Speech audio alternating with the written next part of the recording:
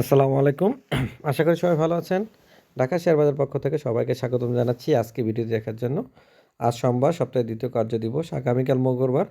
সপ্তাহের ২য় কার্যদিবস আগামীকাল মার্কেট নিয়েই মূলত আলোচনা করব। তো আলোচনা শুরু করার আগে সবাইকে বলে রাখবো শেয়ার মার্কেট ঝুঁকিপূর্ণ।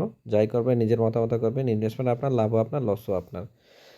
তো সর্বপ্রথম আমরা আগামীকাল মার্কেটের ডেক্সের গ্রাফ নিয়ে আলোচনা করব। ডেক্সের গ্রাফ যদি আমি আলোচনা করি, ডেক্স এমএসসিডির কথা যদি বলি, এমএসসিডি খুব ভালো একটা অবস্থান আছে এখনও পজিটিভ, এবং আরএসআইও খুব 49, এবং উইলিয়ামও খুব সুন্দর, এবং বলেঞ্জারও খুব ভালো।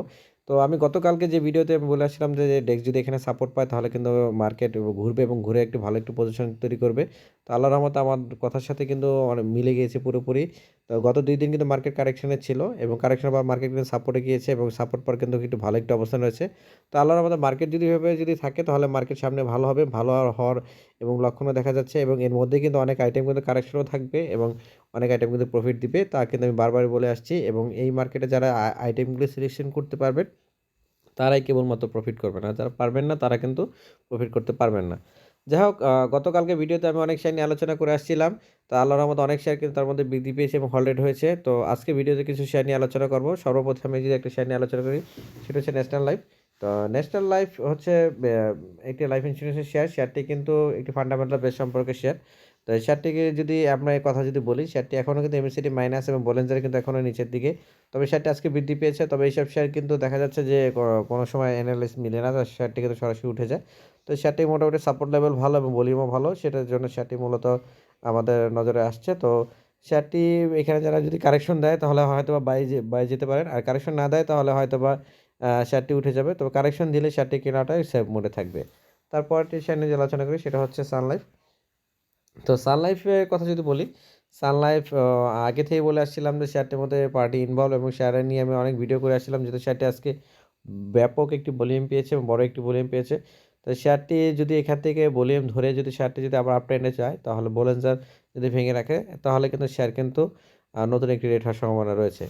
তারপরে শেয়ারটা যে আলোচনা করি সেটা অ্যাসোসিয়েট অক্সিজেন। অ্যাসোসিয়েট অক্সিজেন শেয়ারটি যদি কথা বলি, তো শেয়ারটি এক লেভেলেই রয়েছে, আমরা দেখতে পাচ্ছি শেয়ারটি কিন্তু খুব সুন্দর একটি সাপোর্ট লেভেলে রয়েছে, এবং শেয়ারটি কিন্তু এখনও কিন্তু 2024 সালের ডিক্লেয়ার কিন্তু পেন্ডিং। তো শেয়ারটি যেহেতু 23-এ ডিক্লেয়ার হয়েছে এবং 24-এ ডিক্লেয়ার পেন্ডিং, তাছাড়া ইপিএসও পেন্ডিং। তো শেয়ারটি যদি সামনে যদি ভালো ইপিএস শো করতে পারে, ভালো ডিক্লেয়ার দিতে পারে, তাহলে শেয়ারটি কিন্তু ভালো একটি রেট হওয়ার সম্ভাবনা রয়েছে, যেখানে শেয়ারটি আমরা সিগন্যাল পাচ্ছি যে শেয়ারটি কিন্তু খুব সুন্দর একটি সাপোর্ট লেভেল তৈরি করে আসছে, যেখানে শেয়ারটি কিন্তু রেট ধরে কিন্তু নতুন রেট হওয়ার সম্ভাবনা রয়েছে। তো শেয়ারটি যেহেতু একটি গেমিং শেয়ার, তো শেয়ারটি যে লং টাইম ইনভেস্টের জন্য একটি ভালো একটি শেয়ার। তারপরে শেয়ার নিয়ে যে আলোচনা করি সেটা হচ্ছে লিগ্যাসি। তো লিগ্যাসি গতকালকে আমি বলে আসছিলাম শেয়ারটি যদি ঘুরে যায় তাহলে এখান থেকে রেট হবে। তো অলরেডি শেয়ারটি ঘুরে গেছে, তবে ঘুরে যাওয়ার পর শেয়ারটি আবার স্লো হয়েছে যেহেতু জাঙ্ক শেয়ার। তো শেয়ারটি এখানে আগামীকালও কিন্তু শেয়ারটি আপ ট্রেন্ডে থাকতে হবে, যদি আপ ট্রেন্ডে না থাকে তাহলে শেয়ার কিন্তু আবার ডাউন ট্রেন্ডে পড়ে যাবে, যেহেতু আরএসআই শেয়ারে 70-এর নিচে। তারপরে শেয়ার নিয়ে আলোচনা করি সেটা হচ্ছে মিরাকল। মিরাকল শেয়ারটি যেহেতু 2 দিন বৃদ্ধি পেয়েছে, এবং বৃদ্ধি হওয়ার পর আজকে একটি কারেকশন দিয়েছে, এবং দেখতে পাচ্ছি যে শেয়ারটি এখনও কিন্তু খুব ভালো একটি অবস্থান রয়েছে। শেয়ারটি যে সামনে আরেকটু স্লো হওয়ার পর যদি যারা শেয়ারটি কিনবেন তাহলে আশা করি আবার নতুন করে রেট হওয়ার সম্ভাবনা পাবেন, এবং নতুন রেট পেতে পারেন।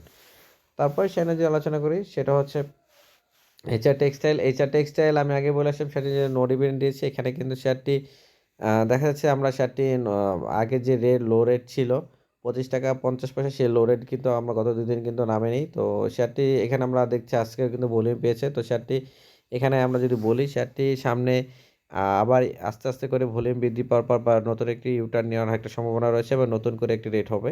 তো শেয়ারটা মনে হচ্ছে যে এখান থেকে কারেকশন দেওয়ার সম্ভাবনা খুবই কম। তো এখানে শেয়ারটি যারা কিনবেন সেফ মোডে থাকবে, এবং আশা করি এখান থেকে লং টাইমে ইনভেস্টের জন্য ভালো একটি রেট পাওয়ার সম্ভাবনা থাকবে।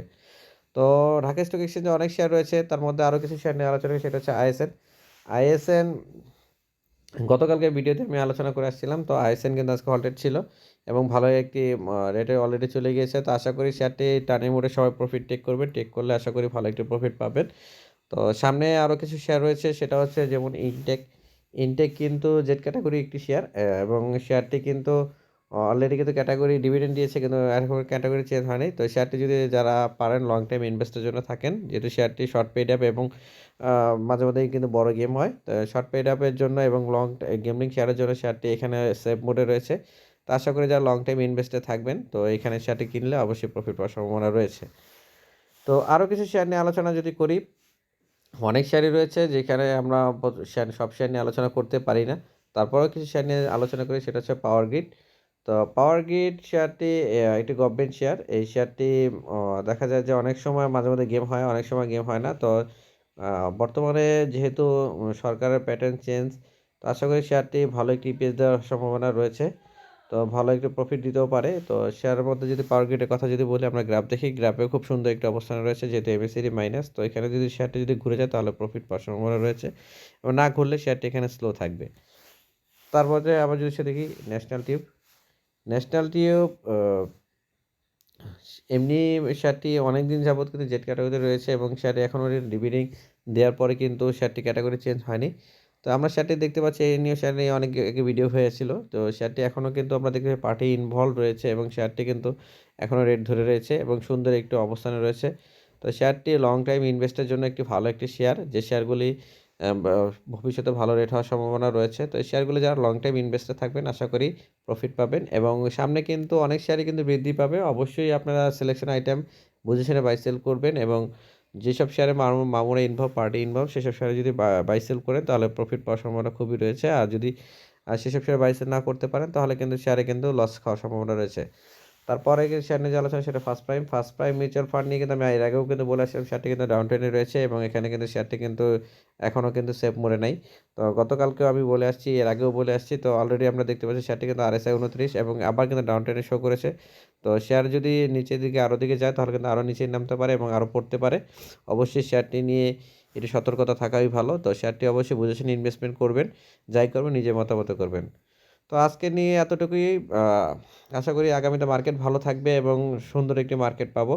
তো অবশ্যই একটু বুঝে শুনে ইনভেস্টমেন্ট করবেন, যেহেতু ইনভেস্টমেন্ট আপনার লাভও আপনার, লসও আপনার। সো শেয়ার মার্কেট ঝুঁকিপূর্ণ, যাই করবেন নিজের মতামত করবেন। তো আজকের জন্য এতটুকুই। সবাই ভালো থাকবেন, সুস্থ থাকবেন, আর অবশ্যই চ্যানেলটি যদি ভালো লাগে সাবস্ক্রাইব করবেন। সবাই ভালো থাকবেন। আসসালামু আলাইকুম।